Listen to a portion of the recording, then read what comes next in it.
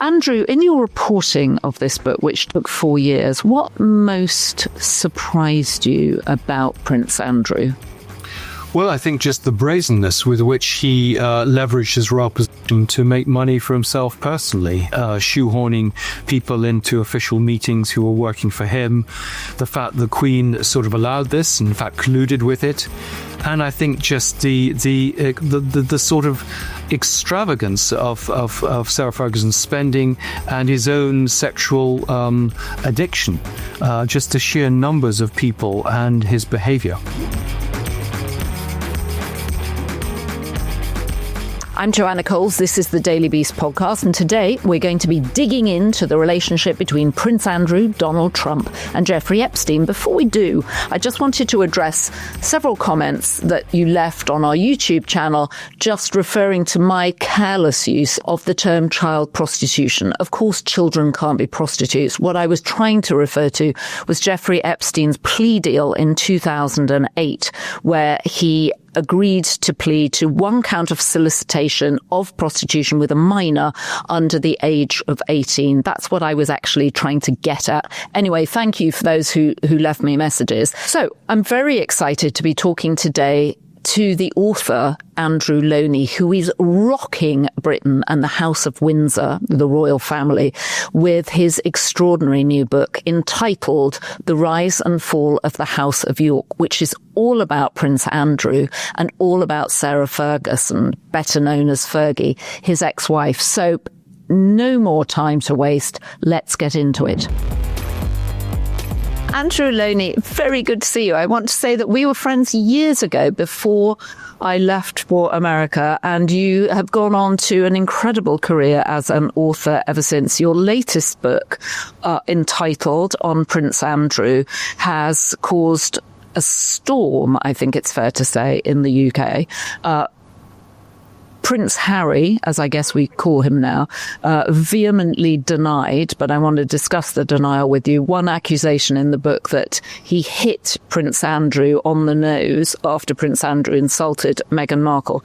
But let's start at the beginning. What made you decide to write about Prince Andrew? Well, it's the third of a trilogy of books on royal marriages. So the first was on the Mountbattens, Louis and Edwina Mountbatten, open marriage, but a very happy marriage. Then I looked at the great love story of the 20th century, or was it, the Duke and Duchess of Windsor. And then I wanted to look at the happiest divorced couple in the world and see if that was true. The other advantage was there had been actually nothing on either Andrew or Sarah Ferguson really at all. And of course, he'd been in the news with the Epstein disclosures. And I thought they were both very interesting characters, both to look at them through the prism of their marriage, but also to look at their activities, which I'd already suspected of leveraging their position as royals to make private money. And that in fact, the story of the book is really a story of financial corruption at the heart of the royal family, as much as a story about sexual peccadillos. So let's just remind everybody, Prince Andrew was Queen Elizabeth's second son. So he's third in the line of children that she had. There was Prince Charles, who's obviously now King Charles, Princess Anne, and then there's a 10-year age gap, and then there's Prince Andrew, correct? And then following in his wake is Prince Edward. That's right. Born in 1960, part of the second family, always very, very much the Queen's favourite son, and very different from his three siblings, much more sort of boisterous, much more Germanic in many ways. And, it's extraordinary to see the difference between the siblings. I mean, people were saying to me that actually in childhood, he demonstrated all the same traits of naivety, stupidity, arrogance, pomposity. He's been searching for an identity all his life, and the only identity he has really is as a member of the royal family. And so this was an accident waiting to happen. And the accident, of course, was meeting Jeffrey Epstein and getting involved with him. But actually, it's a bigger story. It's about, I suppose, the way the royal family has protected someone from, I would say, criminal activity. It says quite a lot about British society and our very deferential approach to the royal family. So, of course, Prince Andrew, since his fateful interview with the BBC, has basically been ushered out of public life, correct? I mean, he really doesn't have a public role as a prince now. He went on to make a $12 million arrangement with Virginia Giuffre, money that his mother had to pay on his behalf. And he's really disappeared from public view. How damaging do you think his influence has been on the royal family? And will this book add to that? Yeah, I think he's been hugely damaging. I mean, you look at all the polls, I mean, he always comes very low. And if you look at the comments in any of the articles about him, they're very, very vicious about him. And indeed about his ex-wife, Sarah Ferguson. I mean, she is, I think, the darling of New York at times, and she's sort of worked her way back in.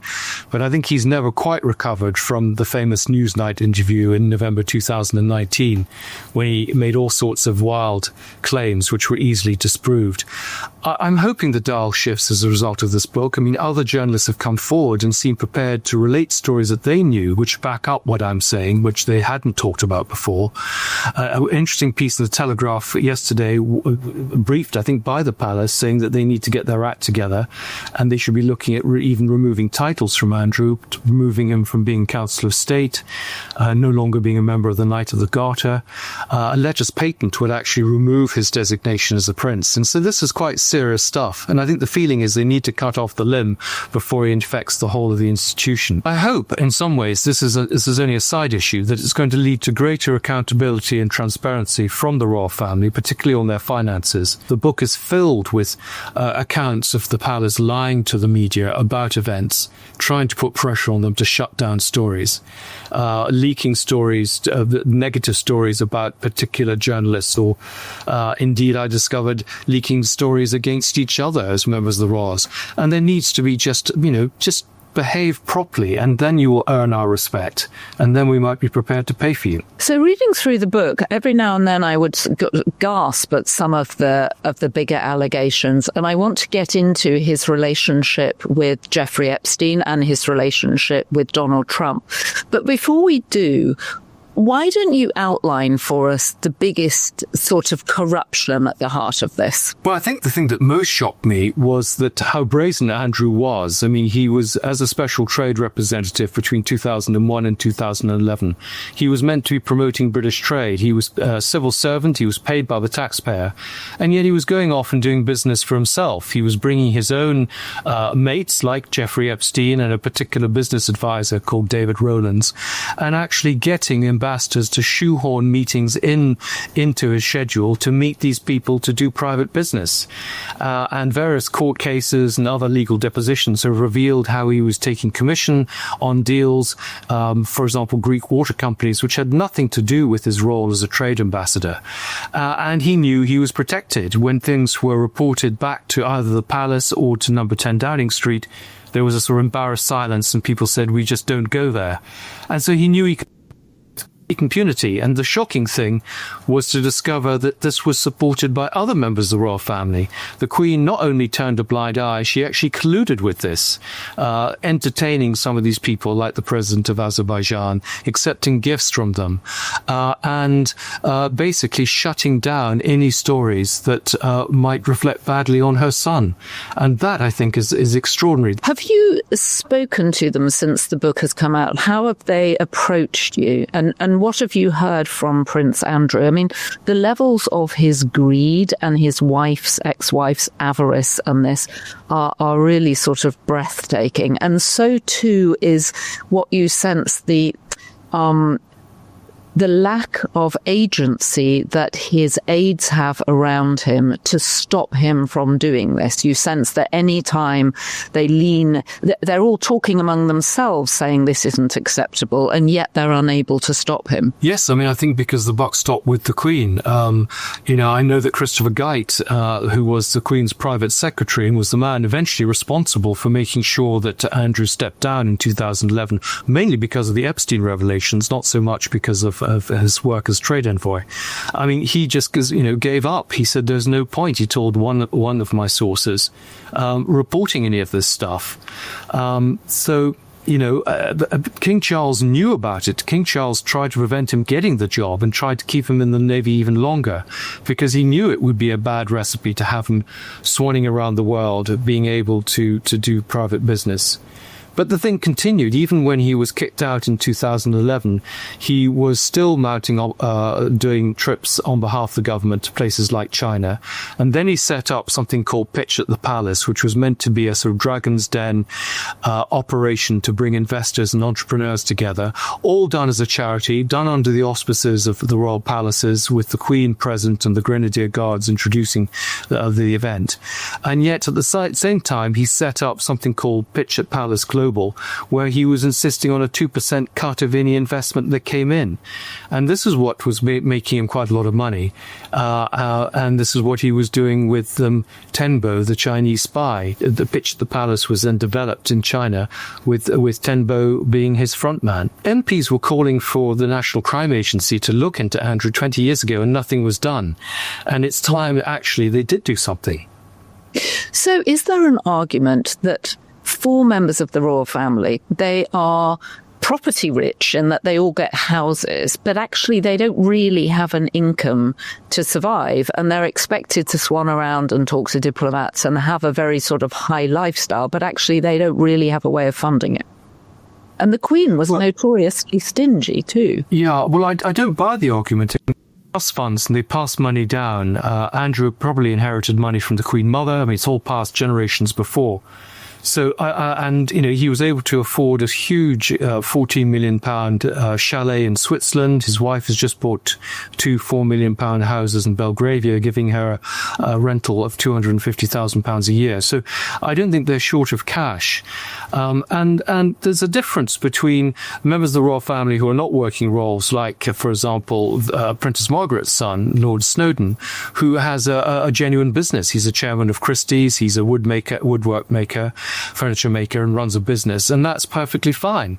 No one has criticized him. It's when they use their royal status to make money as brand ambassadors, and Fergie was very blatant about this. I mean, the collections are called the Duchess Collection. She calls herself the Duchess of York, though she's not been married to him for 30 years. She talks about things in royal purple. It's just sort of shameless. Well, and in a way, it's the foreshadowing of what happened to Meghan Markle too, isn't it? That they saw this as a business opportunity, which in fact you're simply not allowed to take advantage of. Absolutely. In some ways, Sarah Ferguson was the role model for Meghan Markle. The difference is that Sarah Ferguson has a bit of charm, and Meghan Markle clearly doesn't have that, and isn't quite as savvy. So it's certainly true that Prince Andrew and Sarah Ferguson were both social magnates in New York, and obviously the person that used them the most to validate his social status and his financial status was Jeffrey Epstein. What can you tell us about when they met and what the nature of their relationship was? And there are some fascinating revelations in the book, not least Jeffrey Epstein saying that Prince Andrew was even more sex obsessed than he was. I think there's a quote of him saying, "I'm a pervert, but Prince Andrew is much worse than I am." He's the king of kink, was the term. Andrew claims that he met Epstein in 1999. His own private secretary wrote to the Times pointing out that he'd actually met him in the early 1990s. Steve Hoffenberg, who of course was very close to Epstein, says it was in 1991.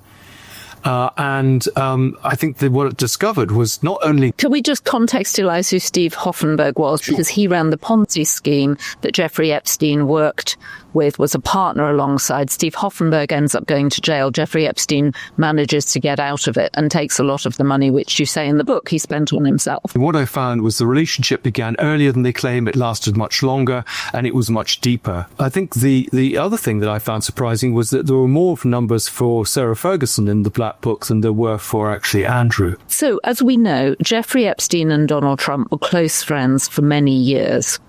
Can you talk about the relationship between Prince Andrew, Donald Trump, and Jeffrey Epstein? Yes, well, I mean, certainly Donald Trump and Andrew were close. They moved in very much the same circles. They had the same interests in golf, money, and sex. one of the diplomats at the New York consulate said that Andrew was always hanging around the consulate, basically looking to do things, trying to bring Epstein in on any of his business trips. And I mean, they were shocked in the embassy when they were caught overheard talking about one of Trump's favorite words, pussy. And Trump was swapping a list of masseurs with Andrew that he could use when he came to New York. So, I mean, it was a pretty buddy-buddy relationship. Andrew and Trump, of course, though Trump has denied knowing anything about Andrew. I mean, there's plenty of photographic evidence with them together in New York, in Mar-a-Lago and elsewhere, and indeed in London. So, I mean, again, they're all distancing themselves, but they were all part of the same little group. And they're pictures of Andrew with Trump and Epstein. And so I don't think anyone can deny these people were extremely close, but in a particular period at the beginning of the century. Andrew, just hold on one second while we take these messages. I'm Joanna Coles of the Daily Beast. And I'm Michael Wolff. And where are we going, Michael? Inside Trump's head. Ooh. How often are we going? Twice a week. Wherever you get your podcasts. Apple, Spotify, and of course you can watch us on YouTube in the Daily Beast feed. Subscribe now.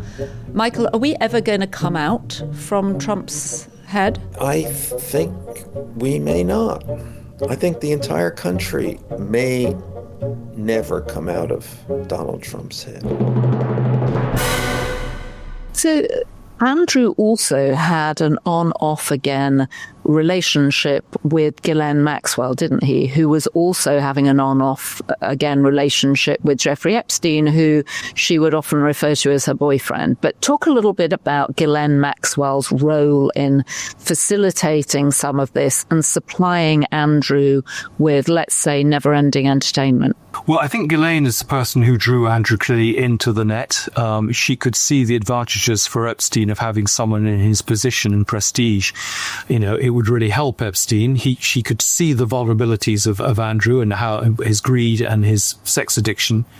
So he was easy picking, and they'd sort of known each other for a while. And she was an enabler for Epstein and indeed for Andrew. And there was this weird three-way relationship. Epstein got a sort of kick from his girlfriend also being involved with Andrew.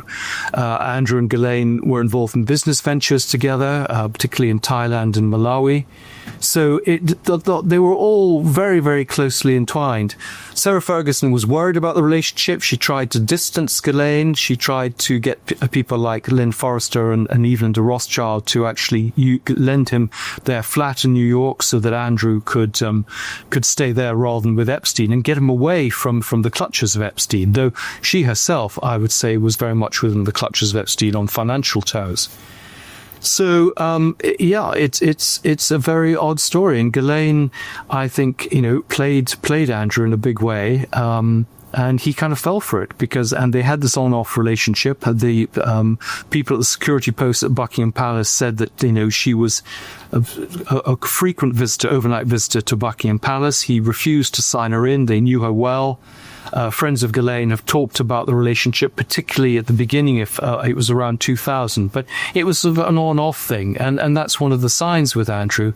He never has any long, sustained relationships with women, but he has an awful lot of sort of women in ports that he sort of comes to and goes from and uses women in a big way. This isn't a man who loves women. It's a man who sees how women can be useful to him. Well, one of the most fascinating moments in the book is when he goes to Thailand and you describe him having an orgy. And it should be said there are all sorts of people in the book commenting on the number of women that Andrew goes through. And on this particular weekend, he appears to go through about 40 women literally in the period of a weekend. And you've got hotel staff describing the women as one came out, another one would go in, fresh meat, as it were. Absolutely. And then he swapped them with an Arab prince, his favoured girls would be passed on. But this information comes, with people on the record, a Reuters correspondent, a diplomat who was there, and in fact a member of the Thai aristocracy. And one of the extraordinary things that the Thais told me was that her driver got very friendly with Andrew's driver. And it wasn't only girls that were being brought to him, but also young men. The Thailand story is extraordinary because here he was on official trips, very openly having these prostitutes brought to him. And in fact, he had a mistress in Thailand that he actually had in his car, that he would take around when he went off on particular official trips. And she would then go and sit somewhere and wait for her boyfriend to come and pick her up. I mean, it's extraordinary, how open he was about his behavior. One of the private secretaries he had a whole series of requirements when he went on these trips. He wanted a crested teapot and Weetabix, and he had a man bringing his what they thought was an ironing board to iron his clothes. But he also, one of the diplomats was told, well, he likes blondes. Can you lay on some blondes for him? And the diplomat said, I'm a diplomat. I'm not a pimp. But they were just really open. He went to the hotels to stay rather than the residence, so that he could bring these women in without any form of scrutiny. Yeah, it's an astonishing story. He's also very obsessed about his title, isn't he? Funnily enough, I have a British friend staying with me at the moment who's run across him on occasion and says that he's emphatic about referring to the Queen as the Queen. And she was at a table where someone joked and said, "Oh goodness, Andrew, your mother would be very amused by this," I think the anecdote was. And he said, "Do you mean the Queen?" And then someone else had referred to his grandmother, and he went, "Do you mean the Queen Mother?" And he's sort of obsessed and grandiose about using official titles. Absolutely. And I have several stories. I mean, he's very rude to a man called David Anderson, who was a long-term employee at Hillsborough, for calling the Queen Mother, the Queen Mother. And he wants the proper title. And there are plenty of stories of him at weekend parties insisting when he comes down to breakfast that everyone stands up and says, "Good morning, sir." I mean, he has nothing to rely on in terms of his own personality. So he relies on his status. You're so withering, I should say. You're so withering.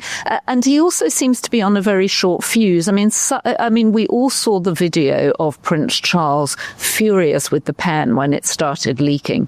And the royal family, particularly the men, and this is also said of Prince Harry, actually, that they have very short tempers, and it's sort of 0 to 60 in 0.5 of a second, and then they calm down and immediately start trying to appease for the short temper. And that seems to be a pattern in the book about Andrew.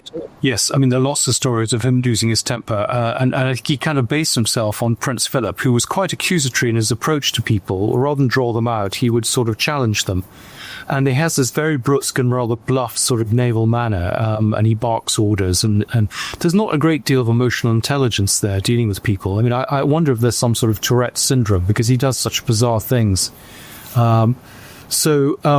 Yeah, I mean, the status is all he has. I mean, people talk about, one moment he's making rude jokes and the next he's asking you to call him the Duke of York. A girlfriend said that when he danced on tables, he still wanted to be called the Duke of York. So people never quite know, where to draw the line. And a lot of people in the Navy talked about this. He's put on his princess hat. So instead of being just a regular guy, and he'd switch from it almost immediately. They were just joking about something as naval colleagues, and then he would insist on this, his role being recognized. So it's a sign of a very insecure man. It's not a sign of a strong man. So in Jeffrey Epstein, both Prince Andrew and his ex-wife Sarah Ferguson found a financial godfather who used him as social bait, and they used him as a cash machine. Then we have the accusations from Virginia Giuffre that she had been sex trafficked by Jeffrey Epstein and by Ghislaine Maxwell to Prince Andrew in London when she's there.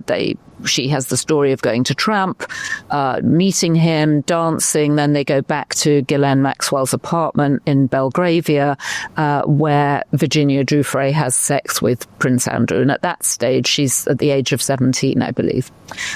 We then have, eventually, Jeffrey Epstein dies in, as you have said, suspicious circumstances. Ghislaine Maxwell gets sentenced to 20 years for sex trafficking.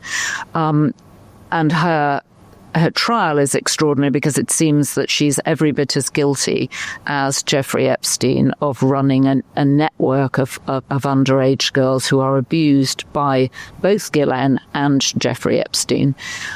And then Prince Andrew goes on to do the interview on BBC's Newsnight with Emily Maitlis, where he thinks he's going on to salvage his reputation, and in fact he just digs himself into a grave in plain sight on television. Can you talk to us a little bit about the run-up to that interview, how he emerged out of it, initially thinking he'd done a great job, and then his surprise at the fallout? Well, he was only persuaded to do the interview by Amanda Thirsk. Everyone else warned him not to do the interview, or if he did do the interview, there should be prescribed limits to it. It should be short. He should clearly be well briefed. There is a little bit in the book about, the Newsnight interview, and Emily Maitlis has become famous, and she did a very good job. Did Prince Andrew think he'd done a good job? Yes, he did. One of the equerries came up at the end and said, "Well done, sir." He was very happy to walk, with Emily Maitlis afterwards, and I think because he has all these sycophants around him, he thinks he's done a great job. And this is one of his problems. He has very little sense of self-awareness, and very few people around him who he will listen to, who will speak truth to him. This was a problem in the Navy.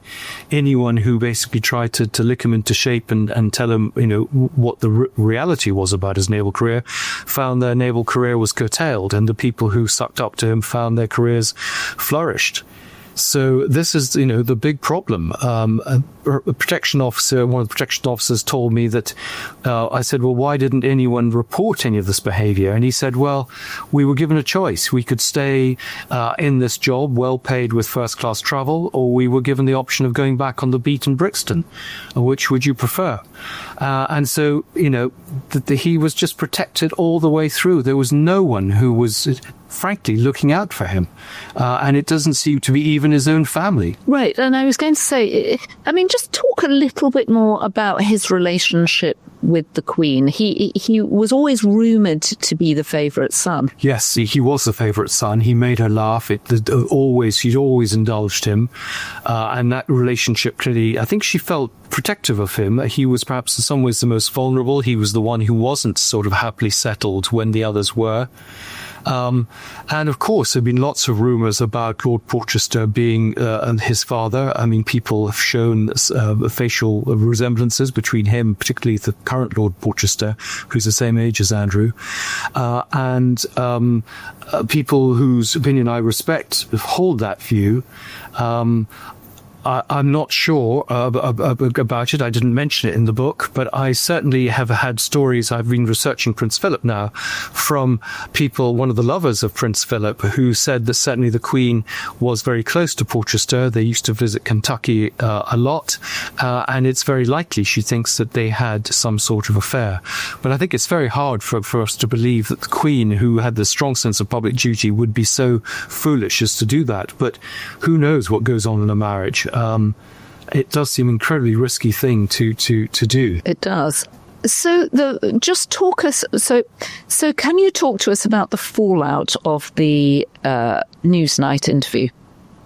And really, Andrew's beginning to really fall from grace. The settlement that he came up with and what he's doing now. Sure. Well, the Newsnight really was a pivotal point. I think it involved Virginia Giuffre to bring her case. I think it just exposed him for what he was. Just such blatant lies. It looked ridiculous. I know that Philip summoned him to Sandringham and said, basically, the show's over now. And they realized they had to do something, that this was reputational damage. But he's still a Knight of the Garter. I think he's still a Vice Admiral. He's still a Councillor of State. So he didn't lose everything. And the Queen certainly showed her support for him. She, would go out riding with him, stick him in the car, going to church at Balmoral. But the whole thing has unraveled. He hasn't helped himself by refusing to cooperate with any of the American authorities investigating this. He tried to dutch the summons by going up to Balmoral. And, I don't quite know what the reasoning was behind this, because, of course, it looked awful. And, of course, he never seemed to show any sort of regret for the behavior or any sort of concern about the victims, which didn't play very well. So the whole thing began, clearly changed, clearly when the judge decided there was a case there and it would go to court, he was in a difficult position. I mean, they pretended that because of the Queen's Platinum Jubilee, something had to be done. But I think all the people I talked to said that he was between a hard and a rock place, and the least worst option was to settle rather than to go to court. No one I've talked to believes that he is innocent. And of course, that situation has got worse as fresh disclosures have been made in the various depositions, not least the links with Tenbo, the Chinese spy. I should say that Tenbo is not the only spy associated with him. So he was very naive, and why people didn't warn him, why MI6 didn't sort of steer him away, I just don't know, because they were certainly investigating these people. Well, perhaps they did and he didn't listen, because one of the consistent themes throughout the book is how he knows more than everybody else. He is Prince Andrew, he is Your Royal Highness, and everybody else is lesser than. If you were King Charles and you read this book, what would you think? Gosh, what are we going to do? I would summon my various people, perhaps even the members of the family, and they're all up at Balmoral now. I mean, it all seems to happen in August in Balmoral. Poor old Fergie was there with the toe sucking at the same time. Yeah, of course, it's when Diana died. And when Diana died, exactly. No, it's extraordinary. So I think I would say, look, we've got to get a grip on this, and we need to get ahead of the narrative, and we need to address some of the allegations that are being made. I think we need to clearly distance ourselves from Andrew. I think we need, clearly people are calling for blood, and we need to offer them something. And I think in a wider picture, we need to, for example, say we're going to be more open about our financial affairs. We are going to perhaps set up this royal register. We are going to agree to perhaps a parliamentary inquiry into his time as special representative. Kind of pass the buck to someone else, and say, not our problem, mate, but we are not standing up for him. He doesn't have, actually, it seems to me, representatives. He's certainly not commenting on any piece. Buckingham Palace are not commenting on any of these pieces. And so he's kind of been left to dangle a bit. I think maybe they're watching to see how things play, what the public reaction is. But from judging from the comments at the bottom of articles, people feel very strongly about what's been happening. And certainly people have been volunteering me further stories to add to the paperback of other things that both he and Sarah Ferguson have been up to. It's fascinating. There's an anecdote about his 40th birthday, and you make the point that neither the Queen nor Prince Philip nor Prince Charles, as was then, Princess Anne or Prince Edward, so the senior royals, as you refer to them, attend his 40th birthday, largely because they believe that Sarah Ferguson, from whom he's been divorced at this point for a couple of years, is actually selling stories or giving stories about them to the press. And you just think, what must it be like to be living in a family like that? Yeah, no, it's like a medieval court. It is like a medieval court. Yeah, no, I think it must be very difficult. Who do you trust? And you can see why they have these lifelong friends who they feel that they can trust. And it's ironic that the people who are most likely to betray their trust are actually people within the family, as opposed to staff and others. So yeah, it must be awful, and I think they're caught because in some ways they need to keep Andrew and Sarah on side, because who knows that one of the themes of the book is how they're constantly threatening to spill the beans. So they've got to keep them on side, but they don't want to keep them too close. And of course, Sarah is very adept at playing with the media. I think what's very interesting is to see that Andrew has passed on his ambitions to his daughters, and the PR push at the moment is the daughters should be made working royals. They can't cope in this slimmed down monarchy, and they would fill the bill, and they're doing wonderful work with their charities, etc. But I'm afraid the daughters are pretty deeply implemented in the whole sad story of the family, and I think that they would be unwise to put them too much in the public eye. So King Charles, as we know, is living with cancer.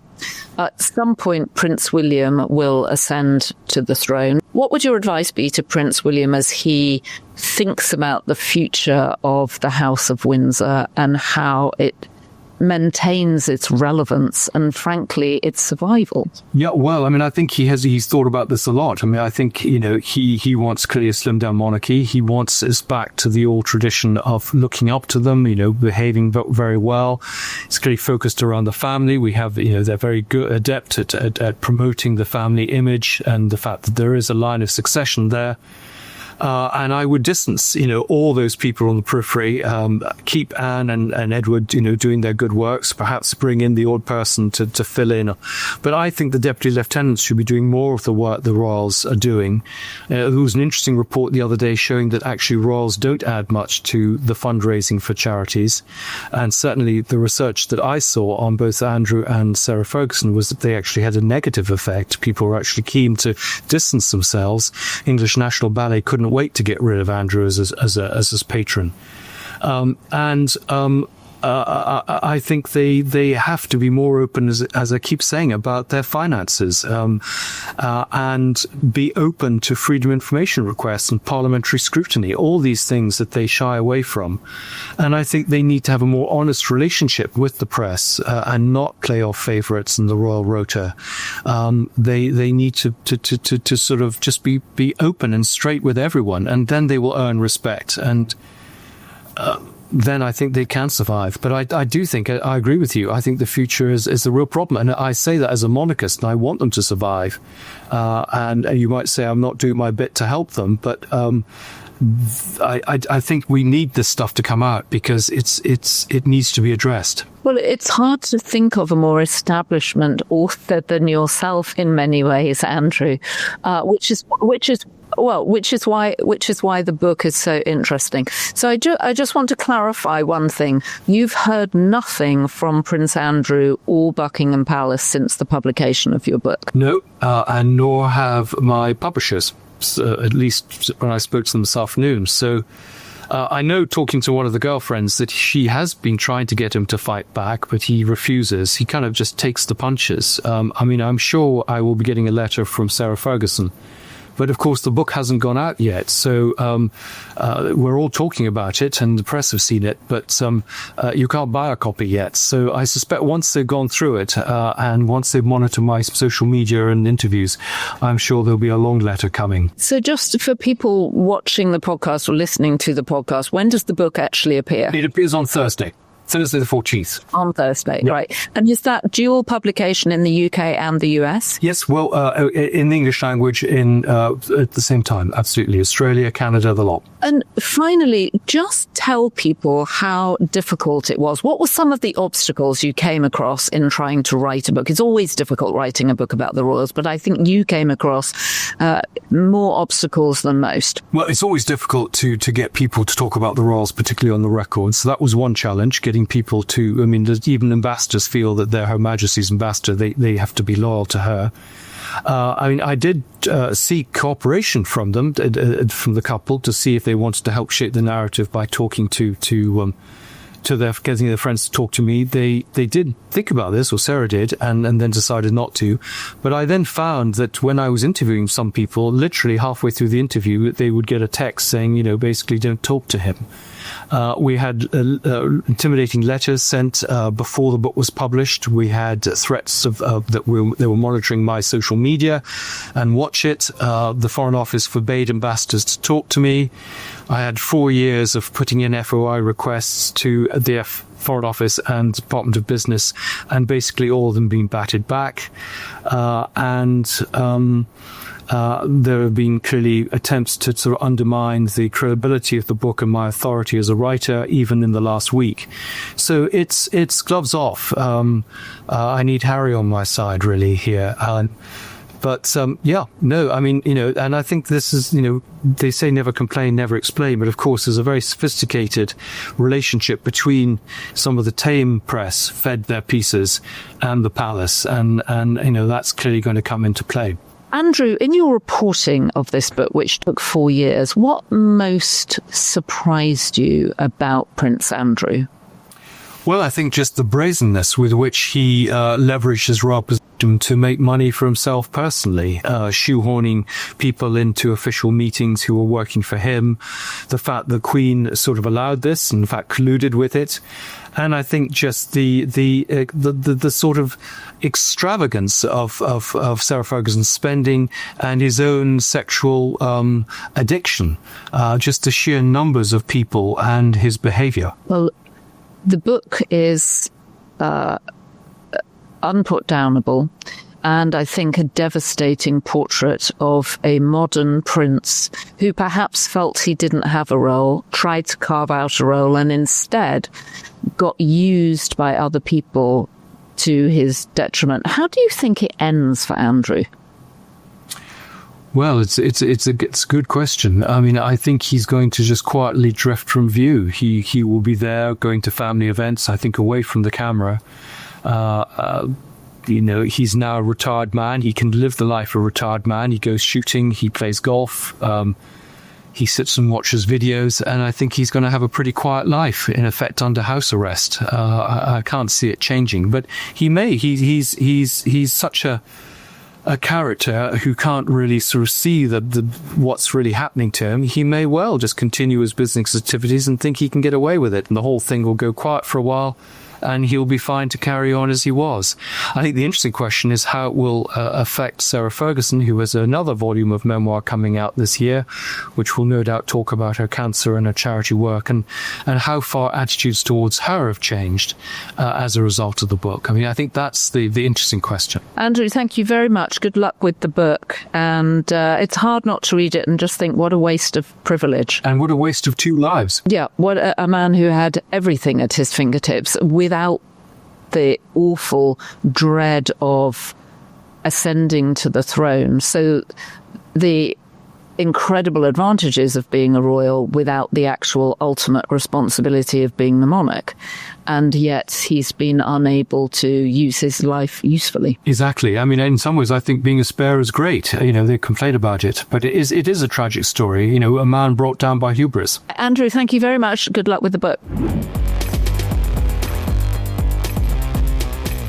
Andrew's book is called The Rise and the Fall of the House of Windsor, and it's hard not to imagine that everybody at Balmoral, that rather bleak Scottish castle where the royal family loved to repair over the summer, it's hard not to believe that this book isn't on every single side table. I'm sure they're all sitting around discussing it and trying to figure out what to do with the second son, Prince Andrew. Anyway, Andrew Lownie's given them some ideas, which is basically to phase him quietly out, but it is hard not to think of just what a waste of privilege, of a remarkable life and what it could have been.